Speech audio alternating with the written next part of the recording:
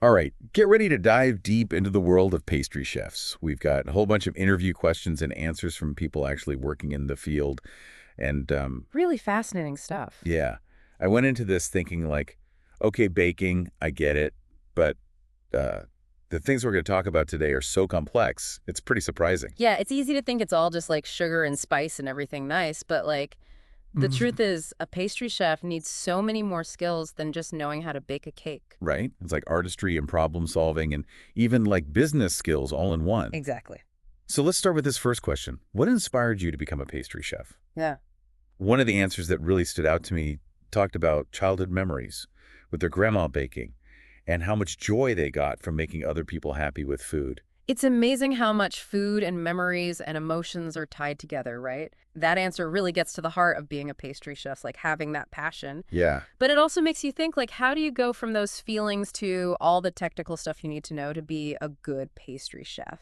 that's a great question. And it kind of leads into the next one, which about all the different types of pastries a chef might need to know. Oh, yeah. And the list is huge. Like we're talking sponge cakes, entremets, tarts, sourdough, brioche, croissants. I mean, how do you even keep track of all that? Right. And each one needs you to know a different set of skills. Like sourdough, trying to figure out that fermentation process is like a whole art on its own. Or like entremets, they have so many layers and they have to look amazing. You need some serious precision and detail to make them. Okay, so I'm starting to understand what you mean about complexity.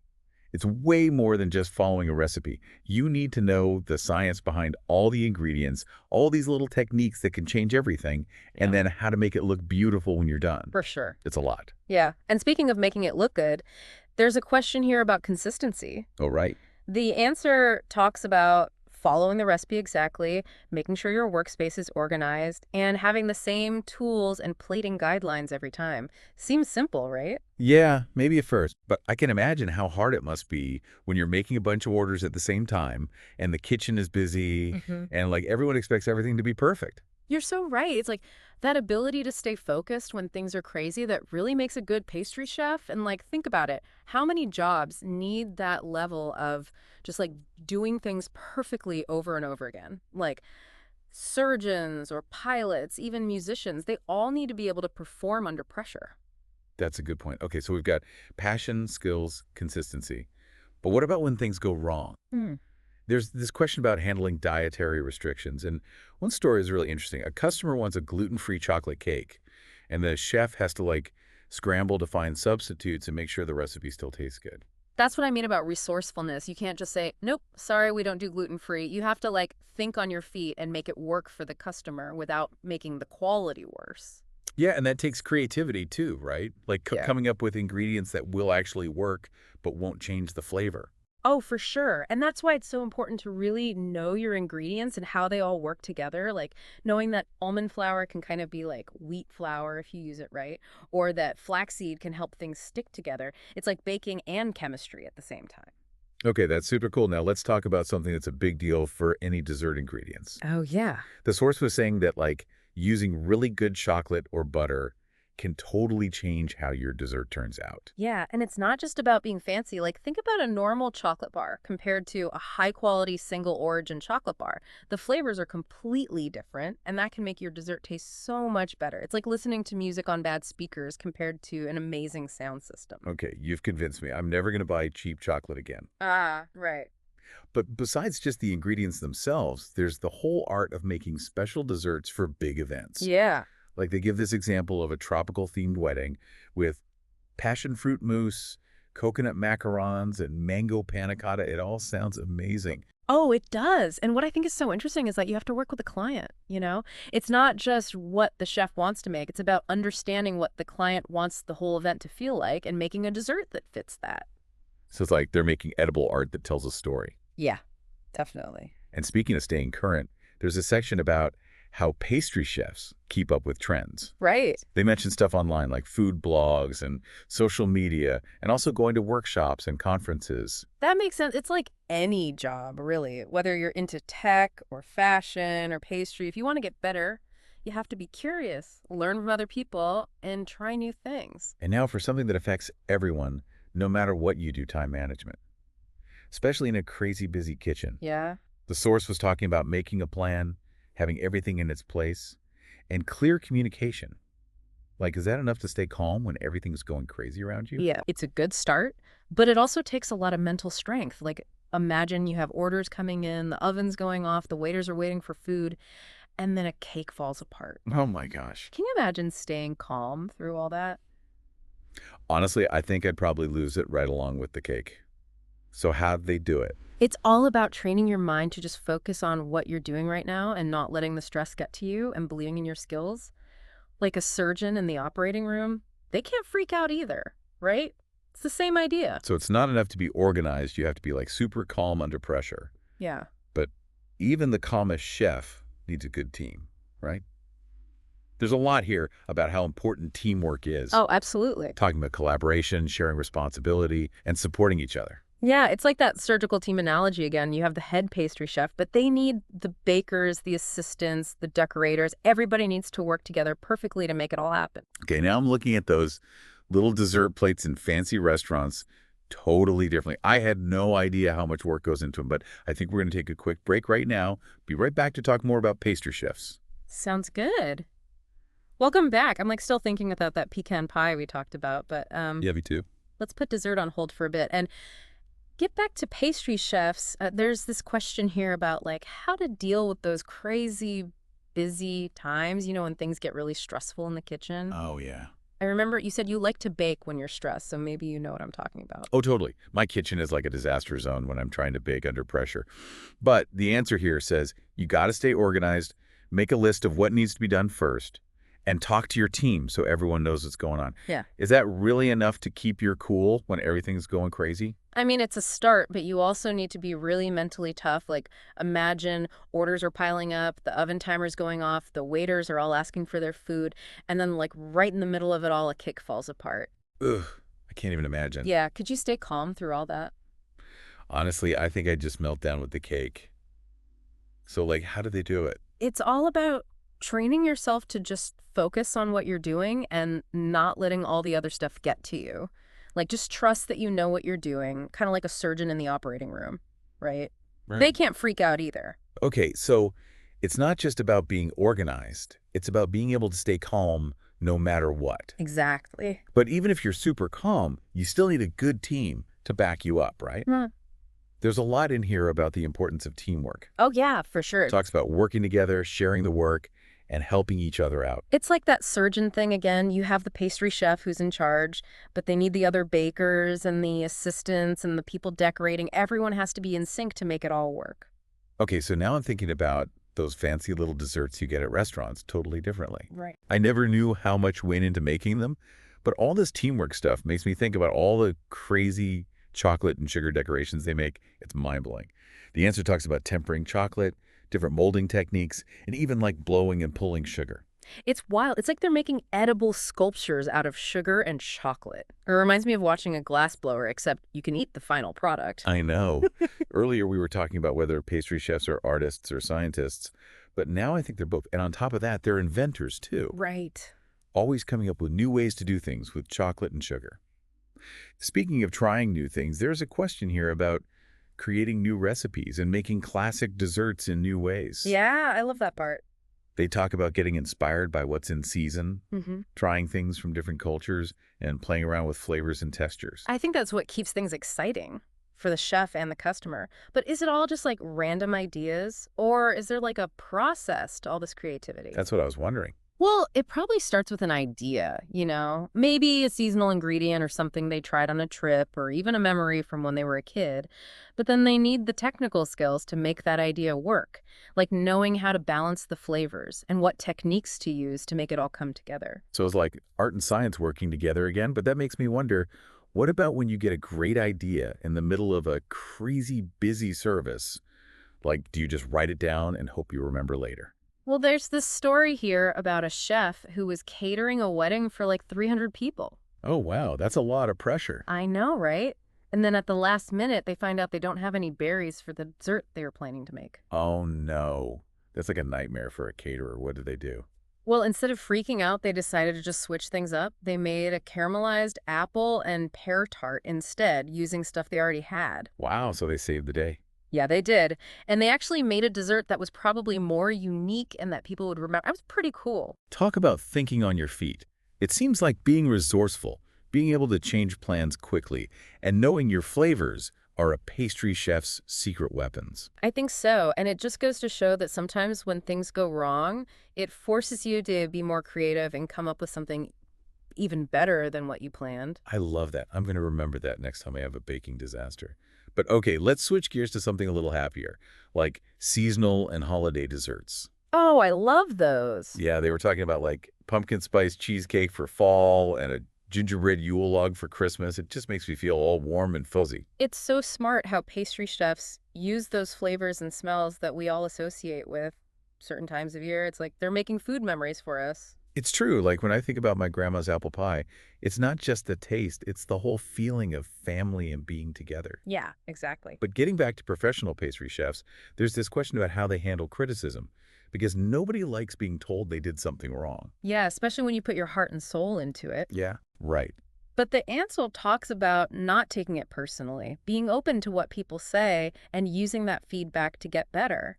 It's about knowing that nobody's perfect. Even the best pastry chefs can learn from other people. You know, it's funny how we don't always want to hear what other people think, even if they're trying to help. It's like we don't want to admit we could be better. That's so true. But the best pastry chefs, and really anyone who's good at what they do, are the ones who can take that criticism and use it to improve. So it's not about being perfect. It's about always wanting to learn and grow. And that's a good lesson for anyone, whether you bake or do something completely different. I think so too. It's all about having that mindset of always wanting to be better and knowing that feedback can help you get there. Now, I have to ask, like all this talk about passion and creativity makes me wonder if you can even be a good pastry chef if you don't love what you do. Hmm, that's a good question. It makes me think of this pastry chef I talked to once who said that passion is important, but it's not everything. They said that you also need discipline and you have to be willing to work really hard, even when it's not fun anymore and you just want to go home. So it's not all sunshine and rainbows then. Definitely not. It's a lot of hard work, long hours, and sometimes really stressful. But for people who are dedicated, who really enjoy the work and feel good about making something beautiful and delicious, it can be amazing. Okay, so we know pastry chefs are artists and scientists and business people and they work super hard. Is there anything they don't do? Well, they definitely don't give up easily. There's this question here about a time when a chef had to improvise because they ran out of an ingredient, and the story just shows how resourceful and quick thinking they can be. Ooh, tell me more. I love a good kitchen crisis story. So the chef was making macarons, and they realized they didn't have enough almond flour. Uh-oh, that's bad. I know, right? Almond flour is like the main ingredient in macarons, so this could have been a disaster. I'm getting stressed out just hearing about it. Well, instead of freaking out, they just grabbed some ground hazelnuts that they had and used those instead. They knew hazelnuts have a similar taste and texture to almonds, so they figured why not try it? That's so brave. Did it work? It totally did, and it made the macarons even better. The hazelnuts added a little extra flavor that went really well with the filling. They even added it as a new flavor on their menu. That's incredible. It's like sometimes when you have to make do with what you have, it turns out even better than you planned. Totally, and it actually reminds me of this question about what's the hardest thing for pastry chefs to bake. Oh, yeah. The answer is all about macarons, getting them to look perfect with the little feet and that smooth, shiny top and making sure they don't crack. Okay, those little cookies sound way too complicated for me. They are definitely tricky, even for experts, but that's part of what makes them so rewarding. When you finally get a perfect batch, it's like a huge accomplishment. So it's not just about the finished product, it's about the challenge and trying to get better every time. Hmm. And I get why pastry chefs love what they do so much. It's definitely a labor of love. And speaking of love, let's talk Valentine's Day desserts. Ooh, yes. They talked about heart-shaped chocolate truffles and red velvet cupcakes and a fancy raspberry mousse cake, all that romantic stuff. I love all of that. But what about people who are celebrating Valentine's Day instead?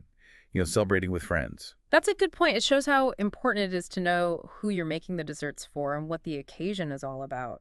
For a Valentine's Day party, you might want something more fun and colorful, like decorated cookies or cake pops, or even set up a dessert bar where everyone can make their own. I love that idea. It's all about having fun together and being creative with your friends. But going back to professional pastry chefs for a second, there's this question about working with fruits that are in season. The answer mentions strawberry shortcake for summer, apple pie for fall, and a citrus tart for winter. It's so cool how they use the best ingredients from each season. It's like they're making food that reflects what's happening in nature, using each fruit when it's at its best. Yeah, and it shows how important it is to use local ingredients whenever you can. Definitely. But speaking of ingredients, there's a whole section about how tricky chocolate can be. They talk about how important it is to temper chocolate the right way if you want it to have that smooth, shiny look and the perfect snap when you break it. Oh yeah, tempering chocolate. I've tried that at home and it did not go well. Oh no, what It happened? was a sticky mess, nothing like what it's supposed to be. Yeah, it takes practice for sure, Yeah. but when you get it right, it's like magic. Okay, so before we go to the last part of our pastry chef deep dive, I gotta ask, what's the most surprising thing you learned? You know what really surprised me is how much pastry chefs have to be able to handle problems and come up with solutions on the fly. We talked about dealing with missing ingredients and crazy busy services and changing recipes for people with allergies. It's clear that pastry chefs aren't just good at baking, they're amazing at problem solving too. It's like they're constantly putting out fires while also making these incredible desserts. They're like superheroes.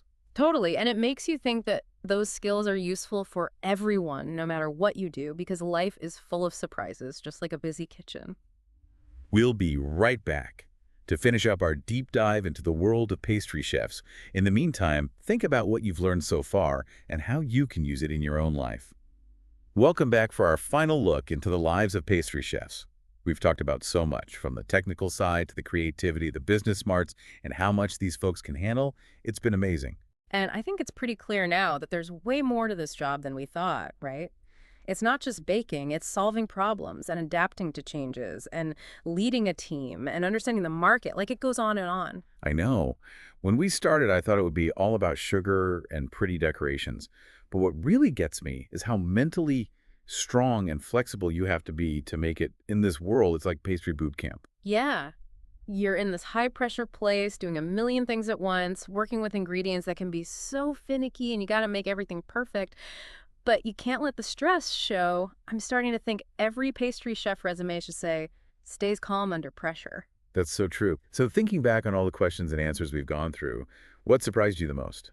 For me, it's how much they emphasize always learning new things. We talked about staying on top of trends and trying out different techniques, even getting inspired by food from other cultures. It seems like the best pastry chefs are never satisfied. They're always looking for new knowledge and new ways to be creative. And that's true for pretty much any job, right? If you're a writer or a musician or running your own business, even a podcast host, you got to keep learning and growing if you want to stay at the top of your game. But let's bring it back to desserts for a second. We've spent a lot of time on how they're made, the techniques and ingredients and all that. But what about the why? Why do people love sweets so much? Well, I mean, the simple answer is that sugar makes our brains happy, right? It releases dopamine, and that makes us feel good. But I think there's more to it than that. Desserts can make us feel things, bring back memories, and they're a big part of celebrations and spending time with people. Like think about birthday cake or cookies during the holidays, sharing a pie with your Yeah. friends. It's not just about the food, it's about the feelings and the traditions and showing people you care. Yeah. And in a way, pastry chefs are the ones who make those experiences happen. It's not just making food, it's creating those moments of joy and connection. So we've talked about the art and the science and the psychology and how dedicated these people are. But what does all this mean for our listeners? What can we take away from this, even if we're not pastry chefs? Well, I think there are a few important things to remember. First, passion and dedication are huge. The best pastry chefs are so passionate about what they do, and that shows in their work. It's like a reminder that no matter what you're into, your job or a hobby or whatever, if you really care about it, it'll make a difference. And second, being resourceful and being able to adapt are so important. We saw how pastry chefs have to think fast, fix things when they go wrong, and come up with solutions when they hit a roadblock. Those are skills that are good to have in any job and just in life in general. It's about being okay with things changing, trusting your gut, and finding creative ways to work around problems. And lastly, never stop learning and trying new things. Pastry chefs are always experimenting and trying to get better and finding new inspiration. It reminds us that there's always something new to learn, a new skill to try, something new to discover. So whether you're a pro baker or someone who can barely turn on the oven, there's something here for everyone. It's about having passion and not giving up and wanting to learn new things no matter what you do. And maybe it's even inspired some people to try making their own fancy desserts. You never know, maybe one day you'll see me on a baking show making a souffle, or tempering chocolate like a pro. I wouldn't be surprised. But for now, I think we've earned a treat. How about that pecan pie we were talking about? Perfect. Thanks for joining us as we dove deep into the world of pastry chefs.